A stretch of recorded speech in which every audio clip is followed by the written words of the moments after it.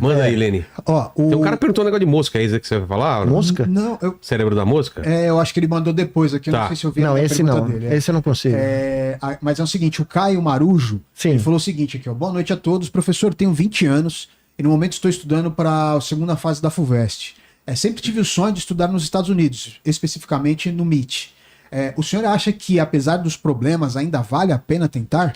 Claro, eu acho que sempre vale a pena buscar experiências fora. Eu sempre falava para meus alunos, né? É sempre importante saber o que tem acima das nuvens. E quando eu saí do Brasil, eu não tinha a menor ideia do que era o mundo científico internacional. Porque não tinha nada, não tinha internet, não tinha intercâmbio, não tinha muito pouco, né? E você chegar nos Estados Unidos em 89 e dizer que você era cientista brasileiro, os caras olhavam e falavam, como? Da onde você vem mesmo? Universidade de São Paulo. Teve um cara que me perguntou em que parte da Califórnia é isso. Eu falei, um pouco mais ao sul. Porque os caras não tinham a menor ideia de onde ficava, né? Então, claro que vale. Eu acho que vale. Eu só acho que a gente, pelo menos na minha época, foi muito bom para mim fazer medicina e fazer meu doutorado no Brasil. Porque eu aprendi coisas... Quando eu cheguei nos Estados Unidos, eu era o único cara do laboratório de um cara muito bom, muito... O John Chapin, um cara espetacular, meu orientador americano, mas eu era o único cara que sabia fazer cirurgia direito, porque eu tive treinamento médico. Eu aprendi técnicas cirúrgicas. Então, para criar o implante cerebral que nós criamos, o chip cerebral, e para poder fazer o bicho sobreviver com aquilo, tinha que ser alguém que sabia como fazer uma neurocirurgia que o bicho sobrevivesse. E não tinha ninguém no laboratório dele capaz de fazer isso, porque ninguém tinha tido treinamento. Então, o curso de medicina meu foi muito proveitoso, e o fazer o doutorado no Brasil me deu tempo de amadurecer, porque a competição lá é algo completamente fora do esquadro aqui. E eu fui para uma universidade pequena, fiz meu pós-doutorado, e quando eu cheguei numa universidade gigante, que é a Duke, eu estava preparado, entendeu? Porque se eu tivesse ido direto, eu não teria conseguido. Era muito diferente. Imagina. Por exemplo, aqui você não podia contestar no meu caso, no meu laboratório, não, mas na faculdade de medicina, você não podia contestar o professor. O professor está falando um abacaxi ali que não tem o menor sentido, ninguém abre a boca para contestar. Nos Estados Unidos, eu cheguei lá, o chefe de departamento falou uma baboseira lá, um moleque do primeiro ano do doutorado falou, não é mais isso não, o senhor está desatualizado. Ó, tá aqui o paper aqui que mostra. Eu olhei para aquilo e falei, uou, eu tô noutra galáxia, entendeu? Então, eu recomendo, sim, se tiver a chance... Achou a pergunta lá, Lene? Achei. Tem a ver? É o seguinte, ó, é o Play C Fox. Ele fala que é o seguinte, fala sobre o cérebro da mosca mapeado neurônio por neurônio. Sim. O que acontece quando mapearmos o cérebro humano? Eu já estamos mapeando. Isso mas o que responderia muito sobre a... Não, esses são outros problemas. Os caras Da mosca, o que Não, os caras mapearam em alta resolução todos os neurônios recentemente, só que assim, essa é a estrutura. Sabe aqueles dominós que a gente cria aquelas esculturas de dominó? Sim. E aí você solta um dominó e aparece uma imagem que você não espera, porque o grau de dinâmica... O problema é que existe uma fascinação enorme, não só entre os neurocientistas, mas na sociedade como um todo, com a forma, com a estrutura.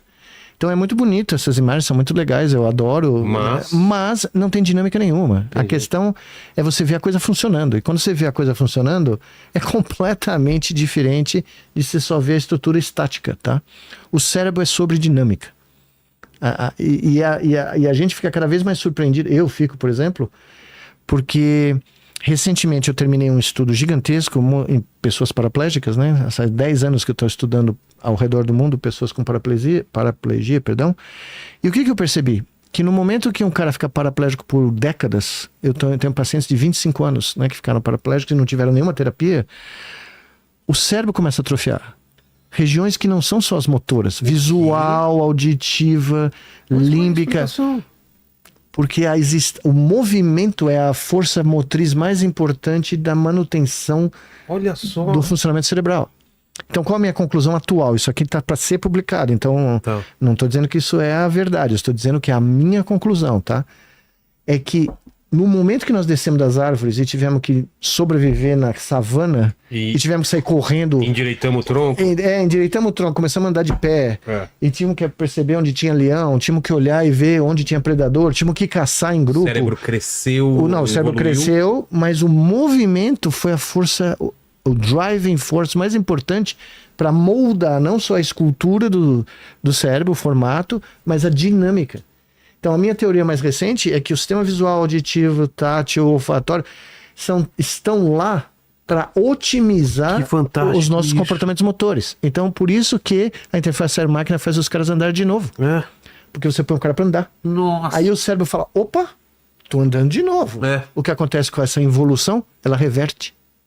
O cérebro volta, o volume volta a aumentar. E onde quer que você vê isso mais? Sistema visual. Então eu consigo olhar para o sistema visual e prever se o cara vai melhorar ou não, quanto ele vai melhorar, quanto tempo vai demorar para ele melhorar. É uma coisa que ninguém esperava. Por isso que agora eu quero estudar atletas de alta performance, porque é o outro extremo. É o cérebro onde o movimento é fino, é absolutamente perfeito durante décadas, né? Então, um extremo aqui são as pessoas paralisadas, nós estamos no meio do caminho, nós todos aqui, e os atletas estão aqui. E eu acho que eu vou encontrar algo completamente distinto do ponto de vista de otimização. Porque quando eu fui para os Estados É um Unidos... corpo inteiro para fazer aquele cara Isso. performar numa coisa O sobre-humana. cérebro inteiro está ali para otimizar os movimentos vitais para nossa Perda sobrevivência. de- Por isso que exercício físico é muito mais do que a gente imaginava. É. Não é só para você emagrecer ou para você ter uma forma física, né? É para você manter a sua saúde mental de verdade. Eu estou falando da estrutura do cérebro, física, tá? É outra noção. E existe um feedback que só recentemente começou a ser estudado entre os músculos e o cérebro.